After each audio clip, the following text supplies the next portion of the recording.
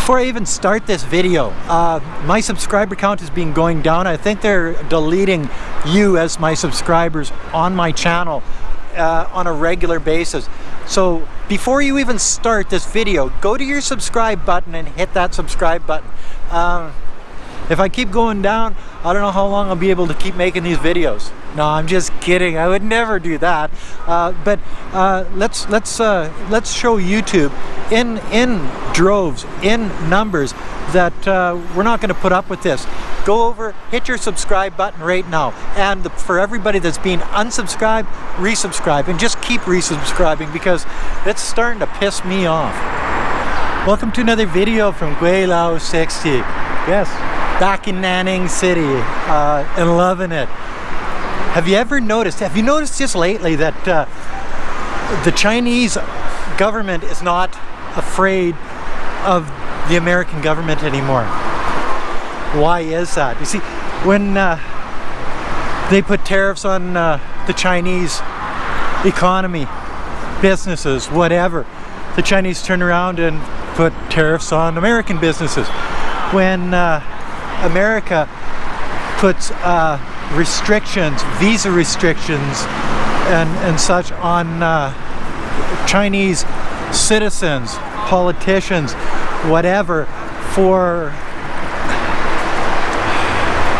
undermining the freedom fighters in Hong Kong. Yes, then the Chinese government puts visa restrictions on Americans that egregiously undermine the autonomy of Hong Kong. So it's sort of like a tit for tat thing. What's good for the goose is good for the gander, and the Chinese government is not afraid of the American government anymore. And this is because China has come out of this COVID-19 thing looking like a dream. Sure, they just locked down 500,000 people in Beijing because they had some little pockets of outbreaks there. But overall, in China, if they keep doing what they've been doing, this is basically done here because they know how to deal with it, and they are dealing with it. Then you get the other side of the world that aren't dealing with it very good. They've got record numbers of people getting sick. They've got people dying. Their economy, half their population in the United States is unemployed now. The hit that they're taking financially, they can't afford tariffs on China anymore. They can't afford an economic war with a place like China because China has bucks, and they found that out in 2008, 2009, when China basically came in and bailed out the West when they were in the financial crisis. But you know, it's one of those things that China just sort of, when the Americans, Trump starts spouting his rhetoric, the Chinese now just smile, shrug, and say whatever. It doesn't make any difference to them. Why is that? Because they know they're bigger than that already. They're not a Russia. Oh, and when China starts dealing, buying oil from Russia and paying in RMB, now the Americans are going, oh no, what's going on? Trade war is not working. The COVID-19 thing that was called the Kung Flu, the Wuhan virus, the Chinese virus, because it was found in December in Wuhan, China. And now they found in March of 2019, so January, February, March, 0319, so eight months prior to the Wuhan outbreak, they found it in the sewers, Spanish sewers. Yeah, it came out of Europe, guys, so far. I think it's probably, they'll trace it back into the United States. I guarantee you that. But you see, all of the conspiracy theory people on this one were actually right, that it didn't start in China, that it started someplace else. So they can't even use that against China anymore. So now what are they going to do? They can't blame China for the Wuhan virus, which is really now the Spanish flu, I guess. Hey, could do Spanish flu 2.0. Why not? but then the Spanish flu started in Kansas. So maybe it's the American flu used to be the Spanish flu 2.0 if they find out that COVID-19 started in the United States. But you see, so the trade war didn't work out. The COVID-19 blaming it on China didn't work out. The days of listening to the colonial masters is finished. You know, the UK, when they left Hong Kong, well, they had to leave Hong Kong because either you give it to China and try to make a list of things that they have to do. Still, after they're gone, they're still trying to tell the Chinese what to do for another 50 years. They tried to, well, they did tell Hong Kong what to do for 100 years. And, you know, that's colonialism for you. Thinking their way is better. Oh, we're smarter. We know better for you. So you listen to us and we'll tell you exactly what you need to do to be just like us. And the Chinese are saying, oh, we don't want to be just like you. We want to be better than you. And so now that Hong Kong is sort of, it has its new security law, and it actually was brought out today.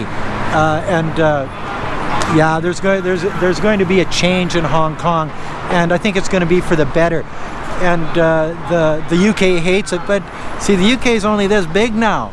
They used to be really big. They used to be stronger militarily than China. They're not anymore. Financially, they used to be stronger than China. They're not anymore.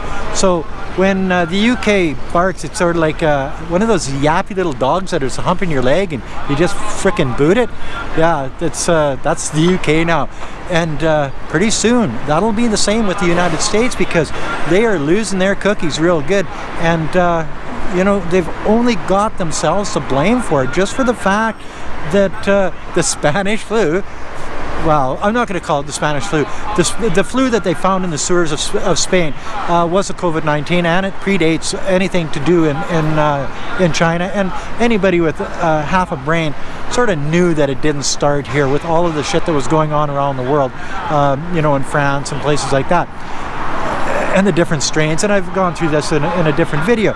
So now that the United States is sitting there looking at this stuff saying, holy smokes, we're financially screwed, we can't afford to pay attention, we can't handle a trade war with China anymore, tariffs are just costing our people more money, half of our population is out of work, it's like, holy smokes, it's falling down around their ears. And in the meantime, China's saying, yeah, well, you should have listened to us. You had 2 extra months to deal with it, and you didn't. You didn't take it seriously enough. We took it seriously. Now we're out of it, and we're fine. Financially, we're fine. People are all back to work.